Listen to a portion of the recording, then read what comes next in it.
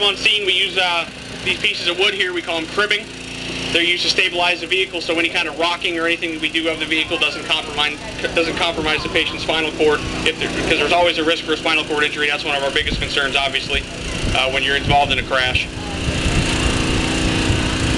We stabilize the vehicle, so when we're rocking on it and hitting it with tools and things, it doesn't rock from side to side. Firefighter Schwab there with our Hearst Jaws of Life. I kind of missed it, but the first gentleman that came in there used a metal halogen tool to apply what we call a purchase point into that door, basically to make access for the hydraulic spreader so we can get in there. That's 5,000 pounds per square inch of cutting force that comes out of those tools right there.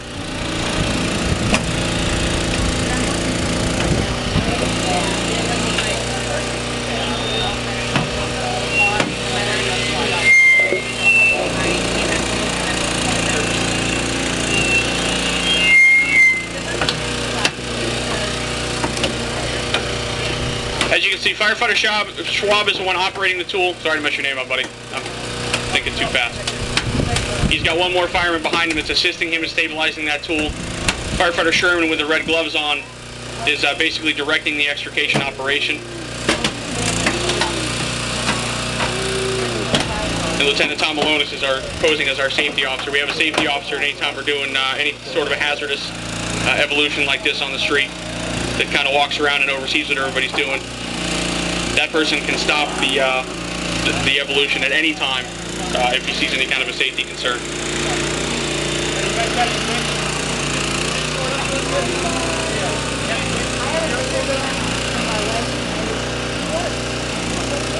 Firefighter Best has our hydraulic cutters now. Going to use those to pop the hinges off the bottom of the door there, it looks like. I don't have a very good angle. I can't really see exactly what he's doing.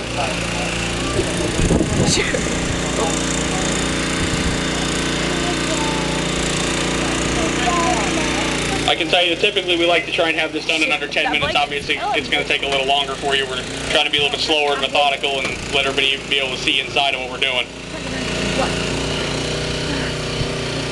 We do have one firefighter that's in the back of the car with our patient, maintaining manual stabilization of his cervical spine. Got him covered up with a big thick blanket to protect him from any glass or pieces of metal that would be coming that way. Additionally, what our safety officer does is he'll, while he's overseeing the operation itself, he can make contact with the person inside the car that's going to be treating the patient and see if there's trying to fulfill any needs of his for patient care while we're trying to remove the patient from the vehicle.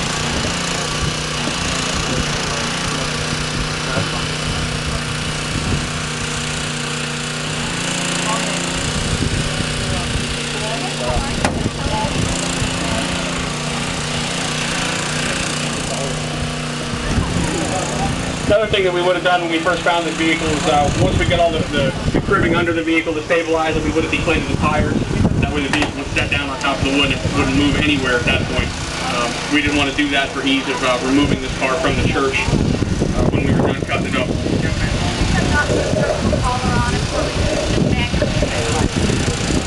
Well, it would be done. Had a question down front about applying a cervical collar to the patient that's inside the car. Yes, that would be done. It is not a huge priority at this point. Obviously, maintaining the patient's airway, breathing, and circulation is our most important priority while he's inside the vehicle. We want to be able to get a good detailed assessment of the patient before we start covering up things with splints.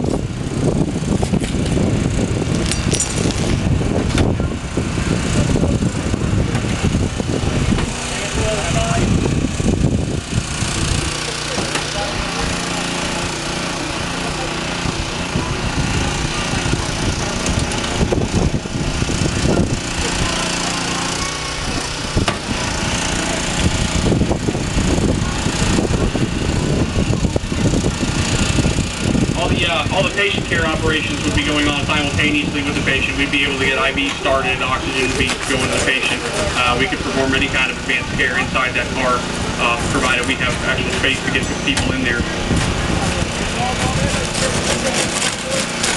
Notice all of our firefighters that are working in or around the car are in full bunker gear, eye protection, helmet. and leather gloves.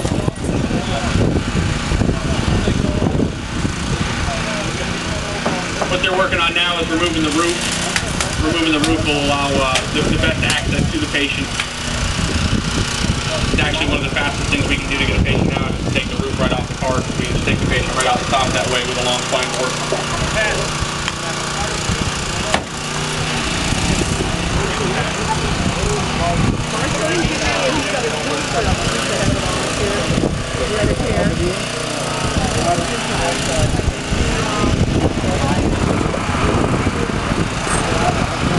Additionally, depending on the needs of the patient, I'm sure everybody's seen the helicopter land for big patients up. We can use the helicopter to come out, pick our patients up, and fly them to a trauma center if the patient's injuries are severe enough that they would warrant a helicopter ride.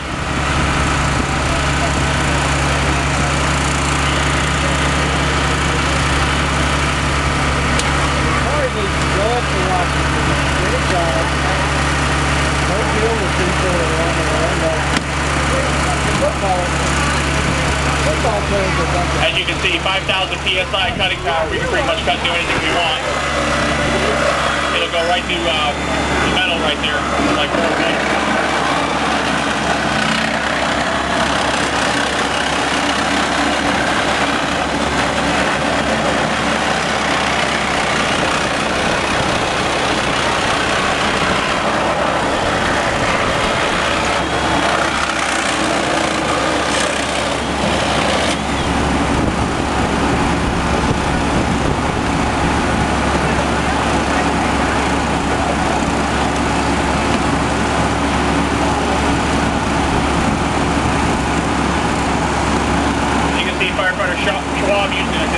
Using the reciprocating saw with a specialty metal blade on it. I personally like to have 2 sets of cutting going on anytime we're taking a roof off of a vehicle. It just gets the job done a lot faster. We have 1 hydraulic cutter, and then we have the reciprocating saw as well. We can get the roof off pretty quick doing that.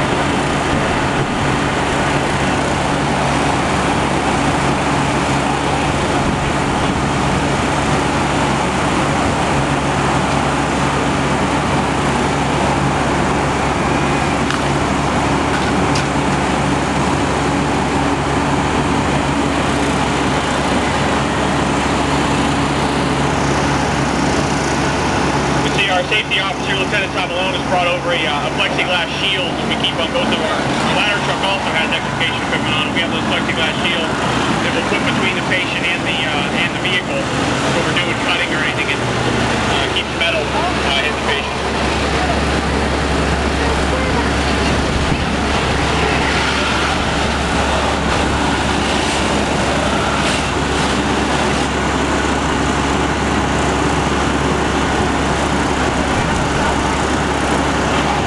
Just like that, we have a convertible.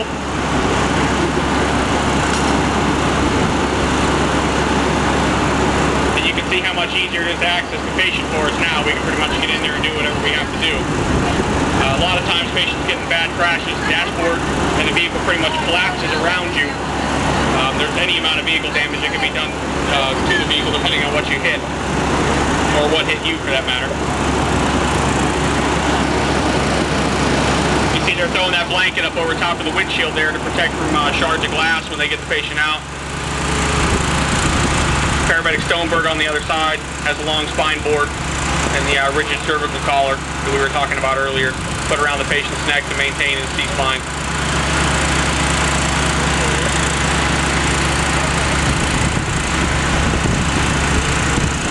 Our firefighter in the vehicle maintains manual stabilization of the patient's neck the entire time he's in the vehicle. We don't let that go until the patient's firmly secured to that long spine board.